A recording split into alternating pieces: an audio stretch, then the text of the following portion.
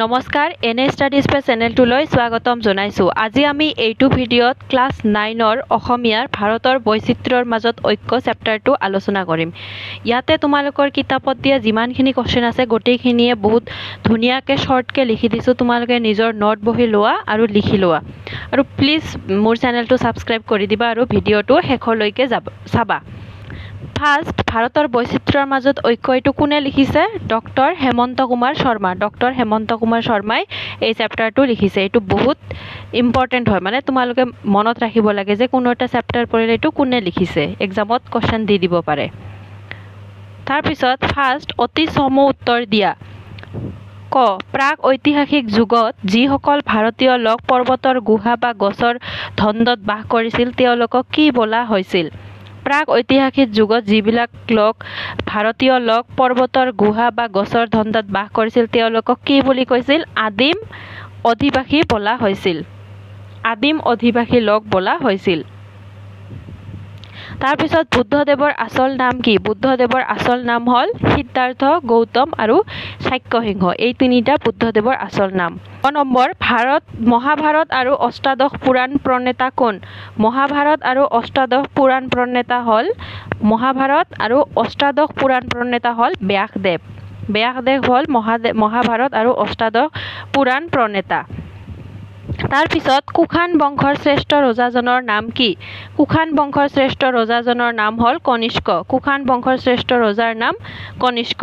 জৈন ধৰ্মৰ প্ৰৱৰ্তক কোন? জৈন ধৰ্মৰ প্ৰৱৰ্তক হ'ল মহাবীৰ জৈন। মহাবীৰ জৈন হ'ল জৈন ধৰ্মৰ প্ৰৱৰ্তক। তাৰপিছত কি বিষয়ত ভাৰতৰ বৈচিত্ৰতা লক্ষ্য কৰিব পাৰি? পাঠৰ সহায়ত লিখা।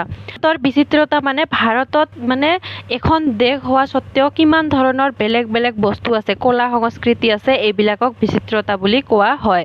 উত্তৰ ভৌগোলিক অৱস্থান আৰু বিভিন্ন সময়ত ভাৰতলৈ অহা মানৱ জাতিৰ ধৰ্ম, ভাষা, আচাৰ ব্যৱহাৰ, কলা সংস্কৃতি আদি বিষয়ত ভাৰতৰ বিচিত্ৰতা লক্ষ্য কৰিব পাৰি। মানে বিভিন্ন ভৌগোলিক অৱস্থান মানে বেলেগ বেলেগ জাগাত এইটোতো বেলেগ বেলেগ হয়ে। তোমালোকে চোৱা, আমি আছো ক'ত? অসমত। অসমত কিমান গৰম, কিন্তু তাতে আকৌ ছিকিমত কিমান ঠাণ্ডা। তাৰপিছত কাশ্মীৰ এইবিলাক ঠাণ্ডা, কিন্তু চাউথ ইণ্ডিয়া কিমান গৰম। মানে এইবিলাক একে দেশ হোৱা স্বত্তেও জাগা অনুযায়ী বেলেগ বেলেগ হয়। আৰু ভাৰতত বিভিন্ন মানৱ জাতিৰ ধৰ্ম, ভাষা, আচাৰ ব্যৱহাৰ বিষয়ত ভাৰতৰ বিচিত্ৰতা লক্ষ্য কৰিব পাৰি। তাৰপিছত 3 নম্বৰ ভাৰতবৰ্ষৰ ভৌগোলিক অৱস্থান কি কাৰণে বৈচিত্ৰ্যপূৰ্ণ বুলি কোৱা হয়? ভাৰতৰ ভৌগোলিক অৱস্থান মানে এখন দেশতো বেলেগ বেলেগ জাগাত বেলেগ বেলেগ ধৰণৰ গুণ আছে। এইটো কিয় বৈচিত্ৰ্যপূৰ্ণ বুলি কোৱা হয়? ভাৰতবৰ্ষৰ ভৌগোলিক অৱস্থান বৈচিত্ৰ্যপূৰ্ণ বুলি কোৱা হয় কাৰণ ইয়াৰ এফালে কি আছে? সুউচ্চ পৰ্বতমালা আছে। হিমালয়ৰ পৰ্বতমালা এফালে আছে। আনফালে গভীৰ সাগৰ, কিমান সাগৰ আছে।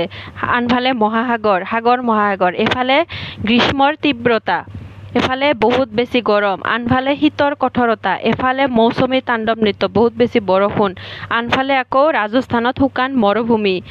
কোনো এটা অঞ্চলৰ লগত আন এটা অঞ্চলৰ ভৌগোলিক অৱস্থানৰ একো সাদৃশ্য নাই, মানে মিল নাই। তাৰপিছত আৰ্যসকল ভাৰতলৈ অহাৰ পাছত পৃথিৱীৰ বিভিন্ন ঠাইৰ পৰা ইয়ালৈ অহা মানুহৰ হতৰ বিষয়ে চমুকৈ বৰ্ণনা কৰা। আৰ্যসকল ভাৰতলৈ অহাৰ পিছত পৃথিৱীৰ বিভিন্ন ঠাইৰ পৰা মানুহৰ হতৰ বিষয়ে। আৰ্যসকলৰ পিছত কোন কোন মানুহ পৃথিৱীৰ বিভিন্ন ঠাইৰ পৰা ভাৰতলৈ আহিছে এইটো আমাক সুধিছে। আৰ্যসকল ভাৰতলৈ অহাৰ পিছত পৃথিৱীৰ বিভিন্ন ঠাইৰ পৰা ইয়ালৈ অহা মানুহৰ হত বৈ আহিছে। আৰ্যসকল অহাৰ অনেক কালৰ পাছত এছিয়া আৰু ইউৰোপৰ পৰা কেইবাটাও প্ৰবল পৰাক্ৰমী জাতি আহি ভাৰতবৰ্ষত স্থাপন কৰে।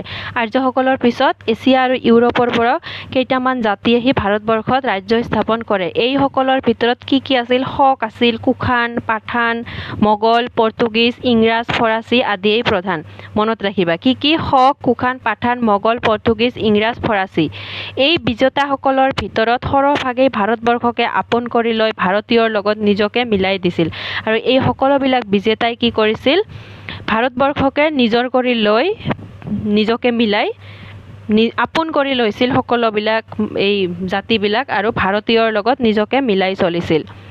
ভাৰতৰ বিভিন্ন অঞ্চলৰ মানুহৰ মাজত থকা খাদ্য প্ৰকৰণৰ বিষয়ে লিখা বিভিন্ন অঞ্চলৰ মানুহবিলাকৰ মানে খাদ্য কি খাদ্য খায় বেলেগ বেলেগ এইটো আমাক সুধিছে ভাৰতৰ বিভিন্ন অঞ্চলৰ মানুহৰ মাজত খাদ্য প্ৰকৰণৰ ক্ষেত্ৰত বিচিত্ৰতা লক্ষ্য কৰিব পাৰি মানে খাদ্য খোৱাৰ ক্ষেত্ৰতো বেলেগ বেলেগ কি আছে পূব আৰু দক্ষিণ ভাৰতৰ মানুহৰ প্ৰধান খাদ্য কি হয় ভাত কিন্তু উত্তৰ আৰু পশ্চিম ভাৰতীয় লোকৰ প্ৰধান আহাৰ ৰুটি তাৰ পিছত উত্তৰ দক্ষিণ আৰু পশ্চিম ভাৰতৰ উচ্চ হিন্দুৰ মাজত আকৌ মাছ মাংস নচলে সেম আমি পঢ়িলো উত্তৰ আৰু পশ্চিমত কি চলে প্ৰধান খাদ্য ৰুটি আৰু উত্তৰ দক্ষিণ আৰু পশ্চিম ভাৰতৰ উচ্চ হিন্দুৰ মাজত আকৌ মাছ মাংস নচলে কিন্তু পূব ভাৰতৰ সকলো লোকেই মাছ খায় তোমালোকে উত্তৰ পূব পশ্চিম এইটো কেনেকৈ ভাৰতৰ মেপখন এনেকৈ আছে ন এইটো উত্তৰ দক্ষিণ এইটো পূব এইটো পশ্চিম মনত ৰাখিবা সাউথ ইণ্ডিয়া আমি যে সাউথ ইণ্ডিয়া কেৰেলা এইবিলাক সাউথ ইণ্ডিয়া তাৰপিছত এইবিলাক নতুন দিল্লী পাঞ্জাব এইবিলাক ওপৰত এইটো উত্তৰ তাৰপিছত পূবত কি আছে ৱেষ্ট বেংগল তাৰপিছত আমিও আছোঁ আৰু এইপিনে মহাৰাষ্ট্ৰ এইবিলাক পশ্চিম ভাৰত ইয়াৰ পৰা তোমালোকে বুজি ল'বা 6 নম্বৰ কোৱেশ্চন ভাৰতৰ বিভিন্ন ঠাইৰ মানুহৰ সাজপাৰৰ বিষয়ে পাঠত উল্লেখ থকাৰ দৰে বৰ্ণনা কৰা মানে ভাৰতৰ বিভিন্ন ঠাইৰ মানুহে কেনেকুৱা ধৰণৰ সাজপাৰ পিন্ধে সেইটো আমাক সুধিছে কিতাপত যেনে ধৰণে দিয়া আছে তেনে ধৰণে লিখিব কৈছে শৰ্টকাট দিছো বহুত এনসাৰটো ভাৰতৰ বিভিন্ন ঠাইৰ মানুহৰ সাজপাৰৰ বিষয়ে তলত উল্লেখ কৰা হ'ল পূব ভাৰতৰ মতা মানুহে কি পিন্ধে পন্থ মাৰি চুৰিয়া পিন্ধে পূব ভাৰতৰ মতা মানুহে কিন্তু দক্ষিণ ভাৰতীয় লোকে পন্থ নামাৰি লুঙিৰ দৰে চুৰিয়া পিন্ধে মনত ৰাখিবা পূব ভাৰতৰ মতা মানুহে পন্থ মাৰি চুৰিয়া পিন্ধে আকৌ দক্ষিণ ভাৰতীয় লোকে পন্থ নামাৰি লুঙিৰ দৰে পিন্ধে উত্তৰ ভাৰতত পায়জামাৰ আদৰ বেছি উত্তৰ ভাৰতত অৱশ্য বৰ্তমান শিক্ষিত সমাজত লং পেণ্টৰ প্ৰচলনেই অধিক এইটো অধিক হ'ব ভাৰতীয় তিৰোতাৰ প্ৰধান সাজ শাৰী যদিও অসমীয়া তিৰোতাই মেখেলা চাদৰ আৰু উত্তৰ ভাৰতৰ তিৰোতাসকলে সাধাৰণতে চুৰিদাৰ পায়জামা পৰিধান কৰে মনত ৰাখিবা তাৰপিছত 7 নম্বৰ আৰ্যসকলৰ পাছত ভাৰতলৈ অহা দুটা বিদেশী জাতিৰ পৰিচয় দিয়া আৰ্যসকলৰ পাছত আমি পঢ়িছিলোঁ যে কি আহিছিল হক তাৰপিছত ইংৰাজ মোগল ফ্ৰান্স সেইবিলাক ইয়াৰে দুটা আমাক উল্লেখ কৰিব দিছে ফাৰ্ষ্ট কি ইংৰাজ আৰ্যসকলৰ পিছত ভাৰতবৰ্ষলৈ অহা বিদেশী জাতিৰ ভিতৰত ইংৰাজসকল অন্যতম আৰ্যসকলৰ পিছত ইংৰাজসকল আহিছিল প্ৰথমতে তেওঁলোক ব্যৱসায় বাণিজ্যৰ উদ্দেশ্যে ভাৰতলৈ আহিছিল যদিও পিছলৈ তেওঁলোকে ভাৰতৰ শাসনভাৰো কাঢ়ি লৈছিল ফাৰ্ষ্টত তেওঁলোকে কি কৰিব আহিছিল ব্যৱসায় কৰিব আহিছিল পিছত তেওঁলোকে ভাৰতৰ শাসনভাৰ কি কৰি লৈছিল ভাৰতীয় মানুহৰ পৰা কাঢ়ি লৈছিল ইংৰাজৰ ভাৰতলৈ আগমনৰ ফলস্বৰূপে আমাৰ দেশলৈ পশ্চিমীয়া সভ্যতাৰ সংস্কৃতিৰ আগমন ঘটে আৰু এই ইংৰাজসকলৰ কাৰণে আমাৰ দেশত তেওঁলোকৰ মানে কাম তেওঁলোকৰ ধৰণ এইবিলাকৰ মানে পৰিৱৰ্তন ঘটিছিল তাৰপিছত 6 নম্বৰ মোগলসকলো আহিছিল আৰ্যসকলে ভাৰতত বসতি বিস্তাৰ কৰাৰ পিছত ভাৰতলৈ অহা বিদেশী জাতিবোৰৰ ভিতৰত মোগলসকলো অন্যতম মোগলসকল কেতিয়া আহিছিল 1206 চনৰ পৰা 1857ত কি হৈছিল চিপাহী বিদ্ৰোহ হৈছিল এই চিপাহী বিদ্ৰোহলৈকে ভাৰতত মোগলসকলে ৰাজত্ব কৰিছিল কিমান চনৰ পৰা কিমান চনৰ 1206 পৰা 1857 ভাৰতত খাদ্য সম্ভাৰ স্থাপত্য ভাস্কৰ্য তেওঁলোকৰ প্ৰভাৱ পৰিছিল ভাৰতত খাদ্য তাৰপিছত স্থাপত্য ইমানবিলাক বস্তু মোগলসকলে বনাই থৈ গৈছে তাজমহল লালকিল্লা এইবিলাক কাৰ অৱদান এই মোগলসকলৰে অৱদান ভাৰতৰ বিভিন্ন আঞ্চলিক ভাষাৰ শব্দমালাৰ মুছলমানসকলৰ বিভিন্ন শব্দ অন্তৰ্ভুক্ত আছে আৰু ভাৰতৰ বিভিন্ন মানে ভাষাত আঞ্চলিক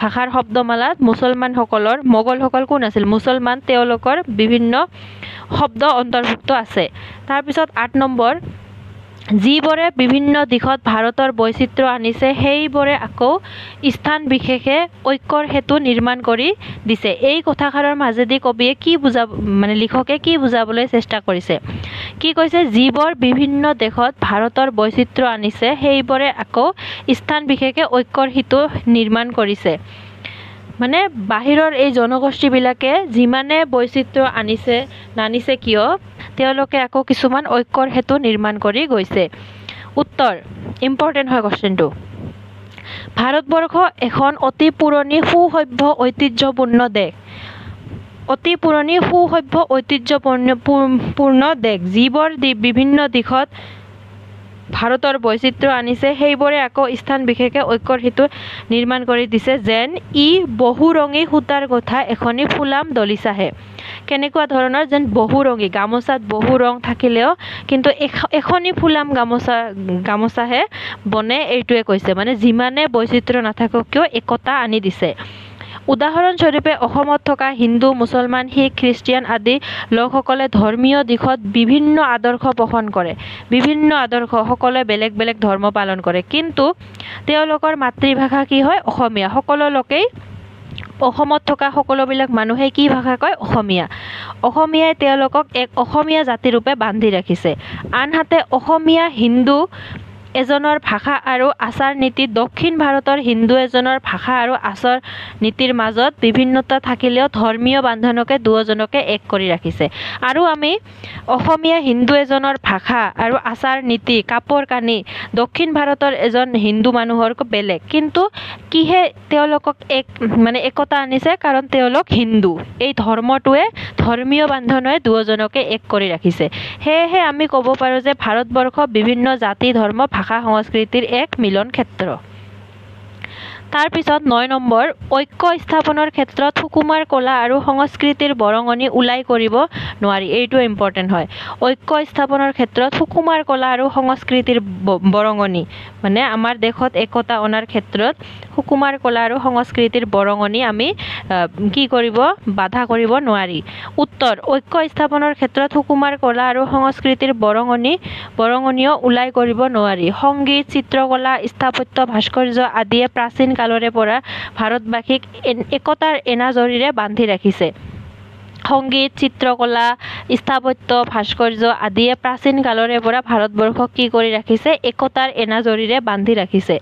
ভাৰতবৰ্ষত অনুষ্ঠিত কিছুমান উৎসৱ পাৰ্বণেও ভাৰতবাসীক ঐক্যবদ্ধভাৱে ৰখাত সহায় কৰিছে। কিছুমান উৎসৱ পাৰ্বণ এইবোৰেও ভাৰতক এককভাৱে বান্ধি ৰাখিছে। 15 আগষ্ট, গণতন্ত্ৰ দিৱস, হিন্দুৰ জন্মাষ্টমী, শিৱৰাত্ৰি, হোলী, দেৱালী আদি আৰু অন্য ধৰ্মৰ ধৰ্মীয় উৎসৱৰ কথা এই প্ৰসংগত উল্লেখ কৰিব পাৰি। মানে বিভিন্ন সংস্কৃতি, এইবিলাক কলাটো আছেই, আৰু বিভিন্ন সংস্কৃতি যেনে হিন্দুৰ জন্মাষ্টমী, শিৱৰাত্ৰি, হোলী, দেৱালী এইবিলাকেও সংস্কৃতিৰ ক্ষেত্ৰত বহুত ঐক্য একতা অনাৰ ক্ষেত্ৰত এটা ডাঙৰ ভূমিকা পালন কৰিছে। তাৰপিছত 10 নম্বৰ, ভাৰতীয় সংস্কৃতি এক সমন্বয়ৰ বস্তু, তাৎপৰ্য ব্যাখ্যা কৰা। ভাৰতী এক একতাৰ বস্তু, মিলনৰ বস্তু। বৈচিত্ৰতাৰে পৰিপূৰ্ণ ভাৰতবৰ্ষক যিটো উপাদানে আটাইতকৈ সমৃদ্ধ কৰি তুলিছে, সিয়েই হৈছে ভাৰতীয় সংস্কৃতি। মানে যিমানে বৈচিত্ৰ্য নাথাকক কিয়, এইটোক একতা বনাই ৰখাত সহায় কৰিছে কিহে? ভাৰতীয় সংস্কৃতি। যুগে যুগে স্বকীয় সংস্কৃতি লৈ বিভিন্ন জাতি উপজাতি ভাৰতলৈ আহিছিল। বেলেগ বেলেগ নিজৰ সংস্কৃতি লৈ বিভিন্ন জাতি উপজাতি আহিছিল, কিন্তু কোনোৱে কেৱল নিজৰটোকে ধৰি ৰাখিব পৰা নাই। ভাষা, ধৰ্ম বা অঞ্চল বিশেষ পাৰ্থক্য থকা স্বত্বেও ভাৰতীয় লোকৰ মাজত এটি সামূহিক মিল আছে। সেয়া হ'ল কিহৰ মিল? সংস্কৃতিৰ মিল। এই মিলৰ কাৰণে এজন ভাৰতীয় মুছলমান বা খ্ৰীষ্টান মক্কাত বা জেৰুজালেমত থাকিলেও তেওঁৰ প্ৰথম পৰিচয় হ'ব ভাৰতীয়হে, কাৰণ তেওঁৰ গাত ভাৰতীয় সংস্কৃতিৰ ছাপ বিদ্যমান। পূৰ্বৰে পৰা ভাৰতবৰ্ষত চলি থকা বিৰাট সাংস্কৃতিক প্ৰবাহত তেওঁলোকৰ সংস্কৃতি মিলি গৈ সমন্বয় সাধন হৈছে। এইটো আগৰে পৰা কি হৈছে? ভাৰতীয় সংস্কৃতিৰ লগত মিলি সমন্বয় সাধন হৈছে। সেয়ে ভাৰতীয় সংস্কৃতি এক সমন্বয়ৰ বস্তু বুলি কোৱা হয়। তাৰপিছত 11 নম্বৰ, চমু উত্তৰ দিয়া। এই চমু উত্তৰ, তাৰপিছত 1 নম্বৰত যিবিলাক শৰ্ট কুৱেশ্যন পঢ়িছোঁ, এইবিলাক বহুত বেছি ইম্পৰ্টেণ্ট হয়। কোনবোৰ লোক মংগোলীয় গোষ্ঠীৰ? মংগোলীয় গোষ্ঠীৰ কোনবোৰ লোক? নগা, বড়ো, মিচিং, কাৰ্বি, এইটো গাৰো আদি মংগোলীয় গোষ্ঠীৰ। মনত ৰাখিবা কোনবিলাক? নগা, বড়ো, মিচিং, কাৰ্বি। সুকুমাৰ কলা কোনবিলাক? সুকুমাৰ কলা হ'ল কবিতা, সংগীত, চিত্ৰবিদ্যা, স্থাপত্য, ভাস্কৰ্য, এই 5 বিধক সুকুমাৰ কলা বোলে। কবিতা, সংগীত, চিত্ৰবিদ্যা, স্থাপত্য আৰু ভাস্কৰ্য, এই 5 বিধক সুকুমাৰ কলা বোলে। তাৰ পিছত গ নম্বৰ কি গ্ৰন্থই প্ৰাচীন কালৰে পৰাই ভাৰতবাসীৰ চিন্তাধাৰা আৰু আদৰ্শৰ ক্ষেত্ৰত ঐক্য ভাৱ কৰাত সহায় কৰিছে কি গ্ৰন্থই মানে ভাৰতবাসীৰ চিন্তা আৰু আদৰ্শত একতা ভাৱ আনিছে ৰামায়ণ মহাভাৰত বেদ উপনিষদ ভাগৱত গীতা ৰামায়ণ মহাভাৰত বেদ উপনিষদ ভাগৱত গীতা আদি গ্ৰন্থই প্ৰাচীন কালৰে পৰাই ভাৰতীয় চিন্তাধাৰা আৰু আদৰ্শৰ ক্ষেত্ৰত ঐক্য ভাৱ কৰাত সহায় কৰিছে কি পাৰ্থক্য থকা স্বত্তেও ভাৰতীয় লোকসকলৰ মাজত এটি সামূহিক মিল আছে বহুত পাৰ্থক্য থকা স্বত্তেও কিহত মিল আছে ভাষাগত ধৰ্মগত বা অঞ্চলগত পাৰ্থক্য থকা স্বত্তেও ভাৰতীয় লোকসকলৰ মাজত এটি সামূহিক মিল আছে ভাৰতীয় মানুহসকলৰ মাজত কি পাৰ্থক্য আছে ভাষাগত পাৰ্থক্য ধৰ্মগত আৰু অঞ্চলগত উত্তৰ ভাৰতৰ তিৰোতাসকলে সাধাৰণতে কেনে ধৰণৰ পোছাক পৰিধান কৰে তাৰ এটি বৰ্ণনা দিয়া উত্তৰ ভাৰতৰ তিৰোতাসকলে কি পৰিধান কৰে চুৰিদাৰ পায়জামা পৰিধান কৰে উত্তৰ ভাৰতৰ তিৰোতাসকলে উত্তৰ ভাৰতত কি পৰে পাঞ্জাৱ হাৰিয়ানা এইবিলাক তাৰপিছত চমুটকা লিখা সুকুমাৰ কলা তোমালোকে গম পালা কোন পাঁচবিধ সুকুমাৰ কলা বোলে কলা হৈছে মানুহৰ এক জন্মগত প্ৰক্ৰিয়া কলাই মানে কলাটো নতুনকে মানুহে নিশিকে এইটো জন্মৰ পৰাই মানে শিকে টেলেণ্টটো থাকে মানুহৰ মনৰ কঠোৰ প্ৰবৃত্তিবোৰ এইটো নাইকিয়া কৰিব পাৰে বুলি দিবা নাইকিয়া কৰিব পাৰে কলা কিমানবিধ 64 বিধ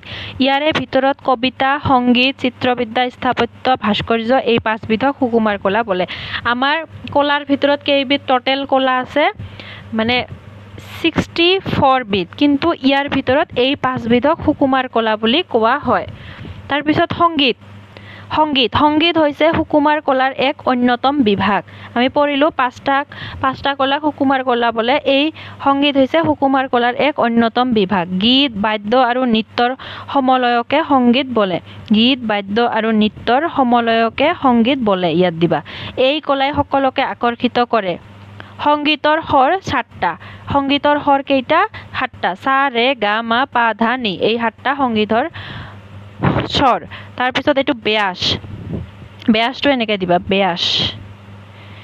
ব্যাস হল প্ৰাচীন কালৰ এজন মুনি তোমালোকে গম পোৱা ন ব্যাসদেৱ কোন আছিল ব্যাসদেৱে কি ৰচনা কৰিছিল তেওঁ মহামুনি পৰাশৰৰ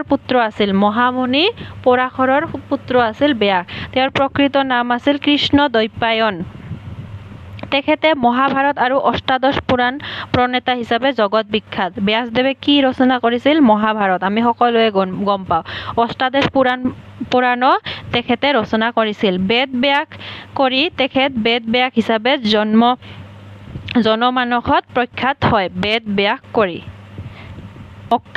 মক্কা কি হয় আৰব দেশৰ ৰাজধানী আছিল ইয়াৰ মাজতে ইছলাম ধৰ্মৰ প্ৰৱৰ্তক হযৰত মুহাম্মদৰ জন্ম হৈছিল প্ৰাচীন এই চহৰখনক ইছলাম ধৰ্মৰ মানুহে পবিত্ৰ তীৰ্থস্থান বুলি জ্ঞান কৰে মানুহে মক্কাত কি কৰিব যায় হজ কৰিবলৈ যায় তাৰপিছত 15 নম্বৰ ভাৰতবৰ্ষ এখন অতি সুসভ্য ঐতিহ্যপূৰ্ণ দেশ কথাষাৰ বহলাই লিখা গোটেই পৃথিৱী যেতিয়া অজ্ঞান আন্ধাৰত ডুব গৈ আছিল গোটেই পৃথিৱী যেতিয়া অজ্ঞানতাত ডুব গৈ আছিল তেতিয়া ভাৰতবৰ্ষ এখন ঐতিহ্যপূৰ্ণ সভ্য দেশ আছিল তেতিয়াই ভাৰতবৰ্ষই দৰ্শন বিজ্ঞান সাহিত্য সুকুমাৰ কলা আদি বিষয়ত উন্নতিৰ উচ্চ শিখৰত উপনীত হৈছিল ভাৰতবৰ্ষই দৰ্শন বিজ্ঞান সাহিত্য আদিত উন্নতিৰ উচ্চ শিখৰত উপনীত হৈছিল অতীতৰে পৰা ভাৰতবৰ্ষ ঋষি মুনিৰ দেশ তপস্বী সাধকৰ দেশ এই দেশতেই ব্যাস বাল্মীকি বশিষ্ঠ বিশ্বামিত্ৰ আদি ত্ৰিকালজ্ঞ ঋষিসকলৰ জন্ম হৈছিল এই দেশতেই বুদ্ধ মহাবীৰ কবিৰ নানক ৰামানন্দ ৰামানুজ শংকৰাচাৰ্য আৰু আন মহাপুৰুষ সকলো ত্যাগৰ মন্ত্ৰ উদাৰতা বাণী আৰু আধ্যাত্মিকতাৰ আদৰ্শ প্ৰচাৰ কৰি আছিল মহাপুৰুষ এইবিলাক অসমীয়া টাইপিঙৰ কাৰণে এনেকুৱা হৈ যায় তোমালোকে একো ভুল বুলি নাভাবিবা তোমালোকে যোনটো মানে লিখি আহিছা সেইটোৱে লিখিবা কি হৈছিল শংকৰাচাৰ্য আৰু আন মহাপুৰুষসকলে ত্যাগৰ মন্ত্ৰ উদাৰতা বাণী আৰু আধ্যাত্মিকতাৰ আদৰ্শ প্ৰচাৰ কৰি গৈছে ভাৰতবৰ্ষত পৌৰাণিক গ্ৰন্থসমূহৰ মাজত প্ৰকাশ পোৱা ভাৱ চিন্তাধাৰাৰ ঐক্যই ইয়াৰ বাসিন্দাসকলৰ মাজত মিলনৰ হেতু গঢ়ি তোলে পৌৰাণিক গ্ৰন্থসমূহৰ মাজত প্ৰকাশ পোৱা ভাৱ চিন্তাধাৰাৰ ঐক্যই ইয়াৰ বাসিন্দাসকলৰ মাজত মিলনৰ